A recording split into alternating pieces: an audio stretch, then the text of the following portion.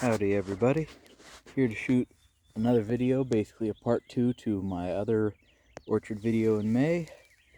I have added enough to my black walnut orchard, or my walnut orchard in general, that I feel it's worth shooting 2 videos rather than just one on what's out here. So starting off, that's a new sassafras. This weedy patch I need to work on is a couple of elderberries. I don't know what variety. They haven't done very well. Here's where I buried most of a roadkill deer that I was gifted, and it has fed the orchard in this area. There is a elderberry there, but it's not doing too well. Here's one that's come up as a volunteer, and I'm curious if they'll do better when they're choosing their location rather than planted in neat little rows like these were. There's also some asparagus. I know it's hard to see in this weedy mess, but these 2 asparagus plants have come up that I've planted, so that's always nice to see. There's another elderberry that's come up next to that asparagus all on its own. It's a weak little elderberry right here that's been struggling. And here is a patch of stinging nettles. They appeared all on their own, volunteered. They do sting, big shock, but they have so many uses and they're so healthy. I'm not terribly worried about eradicating them. I just want to make sure that they don't get too far that direction, because I don't want them to escape into the neighbor's yard and become someone else's issue. Here we have another sassafras. I bought a total of 4 from a nursery on Etsy. I don't remember their name, but they're in Indiana. I'm trying to remember the name of the town. I don't remember. Maybe it was English or something like that. It had a strange name. Another sassafras sapling. If you notice that trail, that's where the feral barn cats walk in and out of the barn and off into the neighbor's property. He doesn't mind cats, so we're happy that he's friendly to them. Another sassafras. That's all of the sassafras. Following this trail for a minute. Get over here to my trellis. One of the first things I built on the farm. It's got hopness that hasn't come up yet, planted along each side of it. Trying my best to grow hopness. I believe it's going to be a great crop if I can get it established. There's some potatoes surrounding. This is a Hall's Hardy almond. It's a cross between a cold hardy peach and an almond. There's a nice, happy, healthy skirret plant. I did not divide it this year, so we're going to see how that goes. More potatoes and an American plum. Right over here, there's the shagbark hickory that I mentioned before is the only hickory I planted that's doing anything. I was recently doing some research on the variety of it.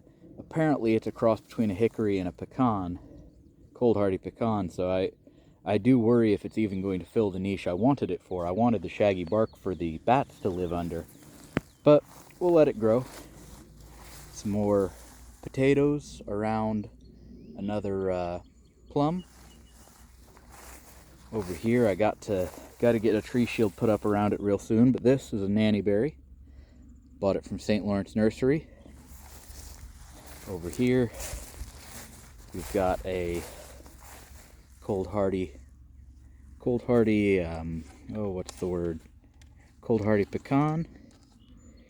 It's not looking like it's broken dormancy yet, but none of the others have, so it's not so much of a worry. There's another cold hardy pecan there. And as we start getting into here, this row is a Japanese walnut grafted on American black walnut rootstock. Then that's an American plum. And the next one in the row is it's another Japanese walnut. We're going to start heading over this way. Here is a pawpaw. It got chewed down in the winter by rabbits, but hopefully it recovers. And here, starting in the middle, is one of the great things I found at Brambleberry Permaculture.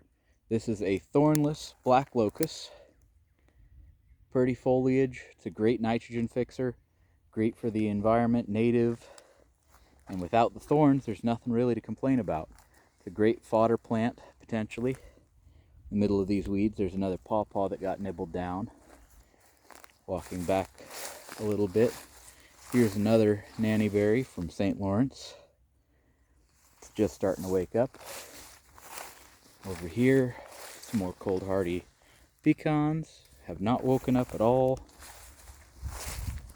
There's another one up here. I've done my best to keep all the juglone producers in this patch, and I'm not going to get a whole lot more. Here we have another row. Japanese walnut, American pawpaw, Japanese walnut, and the American pawpaw here is doing quite well. I just got to make sure I get at least one of them to grow so that it has a pollinator.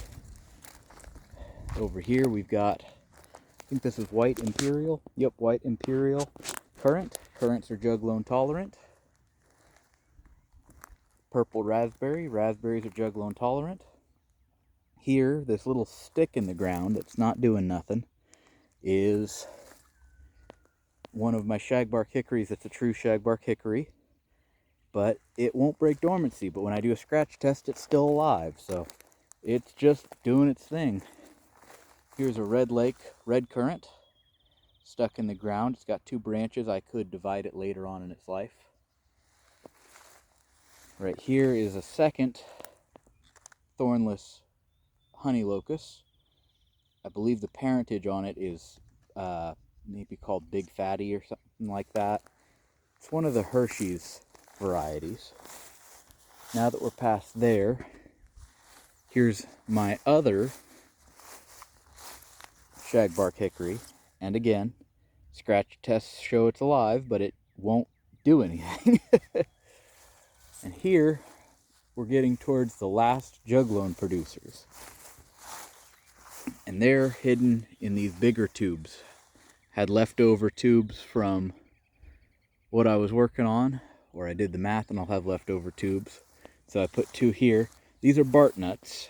They are a cross between a, what's the word I'm looking for? It's a cross between a Japanese heart nut and an American white walnut, or a butternut. Butternuts have a lot of disease issues, so it's nice to have something that you can hybridize that won't have the disease issues. See, this one's broken dormancy. These are also from St. Lawrence Nursery. And right over here we have from St. Lawrence Nursery another American plum. Over there another American plum. Lastly, I tried to grow a hickory from seed right here, and it kept getting chewed down. Couldn't get it big enough to put a shield on. So instead I bought a hackberry from St. Lawrence Nursery, and hopefully that makes it. Now, in the rest of these tubes, all the rest of these tubes, oh, there's one of the feral cats I mentioned, but all those tubes, all those posts are going to be the chestnut orchard. For those of you who are knowing about that and watching the videos on that, I've planted 2 full acres by hand of hybrid chestnuts. That's my long-term goal on how I plan to feed my community and make enough money to protect this place. So I'm happy to have started on that. Some of them got damaged here and there. I've got to get the last couple tree shields assembled and put together. But that's pretty much where they start, and they cover a lot of ground. Forgive the things we got laying around. This is my uncle's, and he's not sure if he wants it anymore, so we're not getting rid of it yet. And you know how that goes when you got family. But I hope everyone's had a great day. Hopefully you come back again to watch this soon, and have a great one.